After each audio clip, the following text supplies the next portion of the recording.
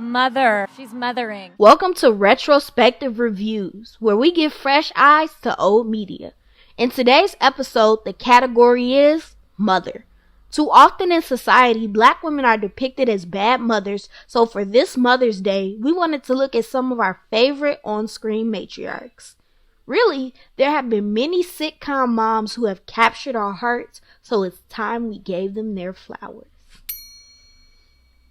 Hey, make room for Jesus.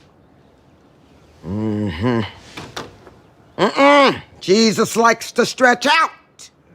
We would be remiss not to start with the mother of Black Hollywood herself, Jennifer Lewis. With iconic roles such as Mama Rose in Temptation and Ruby Johnson on Blackish, Lewis has been mothering for a long time. Come on. Nobody wants to see that superhero stuff. Now, what we need to do is see a faith-based movie that speaks to the glory of Jesus Christ. Well, there's none of those out right now. Then we need to see a Denzel-based movie. However, she is not the only OG we love to see. Other mothers include Clair Huxtable and Florida Evans, two of the most recognizable sitcom moms. Evans, who was depicted by Esther Rolle, was a devout religious woman who loved her husband and her kids. Although her religious beliefs sometimes clashed with her family's decisions, she espoused wisdom and faith onto her children in a way that made her memorable. JJ, quit stalling. Are you doing something illegal? Well, that's not what you think. All I do is take a couple of bets on horses and numbers. That's all. That's all?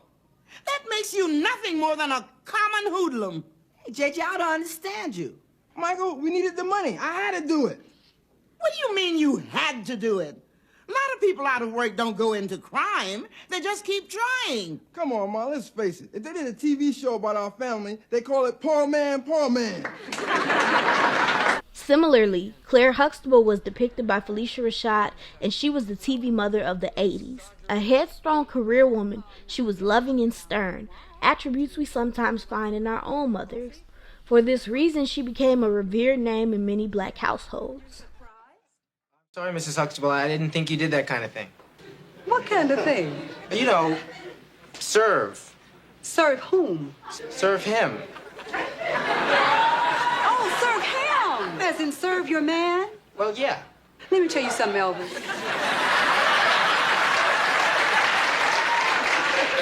You see, I am not serving Dr. Huxtable, okay? Okay. That's the kind of thing that goes on in a restaurant. Now, I'm going to bring him a cup of coffee, just like he brought me a cup of coffee this morning. And that, young man, is what marriage is made of. It is give and take 50-50. And if you don't get it together and drop these macho attitudes, you are never going to have anybody bringing you anything, anywhere, any place, anytime, ever. Going into the 90s, there was another sitcom mom who won our hearts, Aunt Viv. Vivian Banks, who was depicted by Jenna Louise Hubert, was another headstrong TV mom who was serious about imbuing her nephew with black history. From her dance numbers to her on-screen charisma, Aunt Viv was a beloved character on the 90s sitcom The Fresh Prince of Bel-Air. When Hubert was replaced by a lighter-skinned actress, this struck a chord in many. Aunt Viv had lost many of her iconic character traits, and to this day, Hubert's role as Aunt Viv lives in our heads rent-free.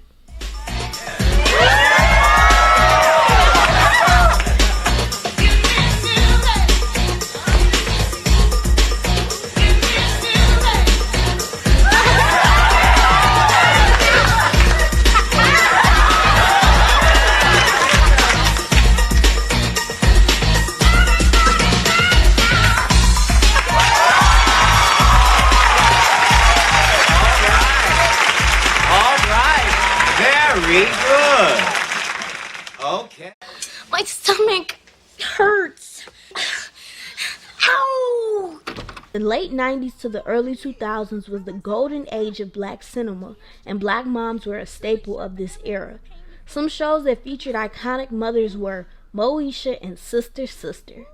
These shows, which both saw the rise of young female protagonists, depicted relationships between black stepmoms and daughters. Lisa Landry, depicted by Jackie Harry, adopted Tia and Tamara as her own daughters. She acted as a friend, advocate, and mentor. In one iconic moment that aged incredibly well, Landry stopped her daughter from being exploited during a labor strike. Overall, her sense of mothering set a precedent for black moms moving forward. What kind of pains? This kind. Ow! Yes, they both have high fevers. What do you think it might be? Appendicitis, gallbladder, or what? No, they ain't dead. No, I'm sure. Because if they were, they'd be sleeping in a manger, okay? Now, how soon can you have an ambulance over here? 20 minutes?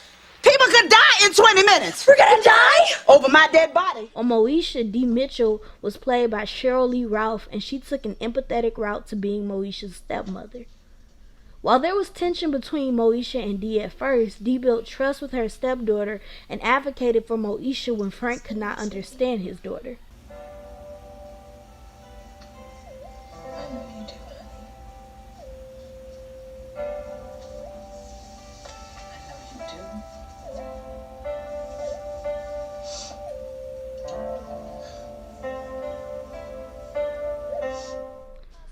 In 2001, several black cartoons and sitcoms premiered. This year, we met Wanda McCullough and Trudy Proud, both of whom had their own unique style of mothering. Wanda, who was played by Kalita Smith, took a similar approach to Lisa Landry and Dee Mitchell. Although she was not the mother to Bernie Mac's nieces and nephew, she served in a motherly role. She was a career woman who was the vice president of AT&T, but she still found time to bond with the kids. Moreover, her loving relationship with Bernie offset stereotypes of black dysfunctional families. Because of this, Wanda's role as a mother and wife was iconic. Why do you always have to win? Because I'm a winner. Well, sometimes Wanda Mac wins, too. Well, maybe we both can win. That sounds good. What do you want me to do? Just throw my poor mama out? Of course not, Oscar. I would never ask you to throw her out. Show her out. Drop breadcrumbs, I don't care. Just get her out of my house. We also saw positive depictions of black love through the Proud family. Trudy Proud, voiced by Paula J. Parker, was typically the voice of reason between her boisterous husband and her dramatic daughter. She was level-headed and understanding to her daughter's growing pains.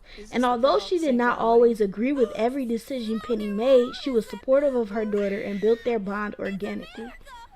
Trudy's style of mothering was mirrored by Tanya Baxter, who was depicted by Takia Crystal Kimya. She was also an advocate for Raven, who shared her eccentric style. Despite Corey and Raven's harebrained schemes, Tanya kept a calm demeanor and supported her kids in their endeavors. Pause, my dear! Then I can stop at any time! Stop! Rochelle Rock was just the opposite. She often flew off the handle, doled out discipline, and imparted wisdom upon her kids. At times she was dramatic, but her love for her man and her kids was ever present, and her dedication to keeping the family together. Many of the characteristics were reminiscent of black mothers of that time. Everybody get high.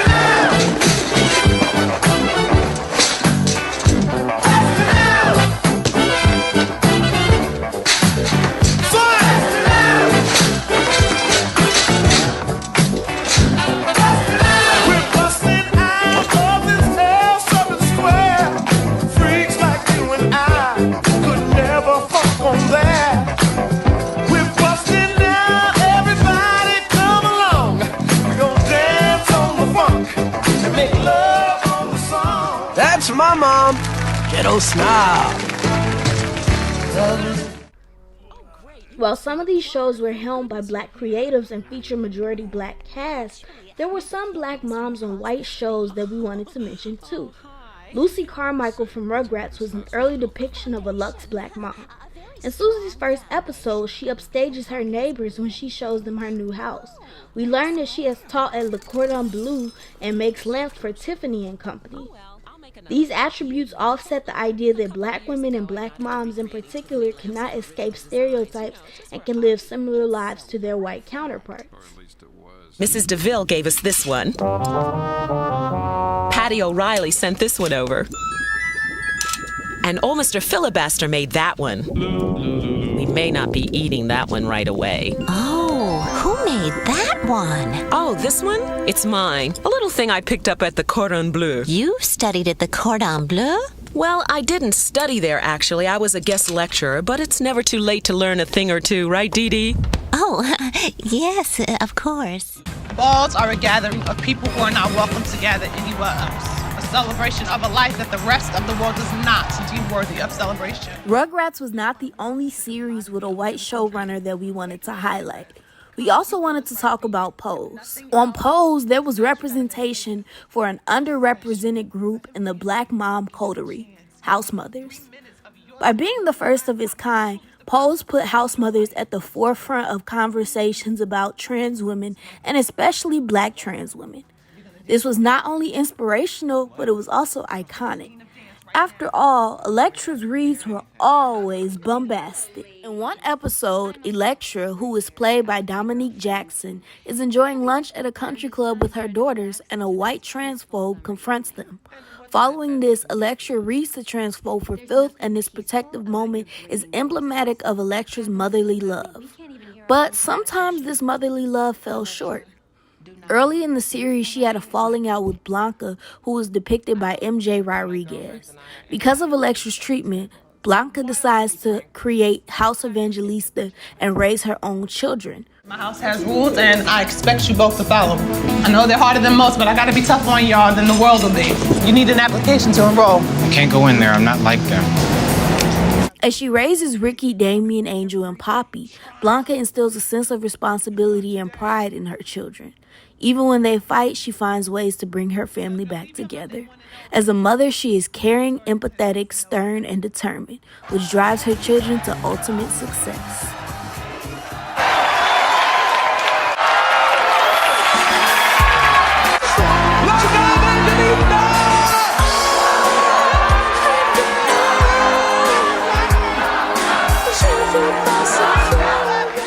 Since the 70s, Black mothers have been compassionate, stern, and loving, which are attributes you might find in your own mom. So this Mother's Day, give your mom some appreciation and stay tuned for more retrospective reviews.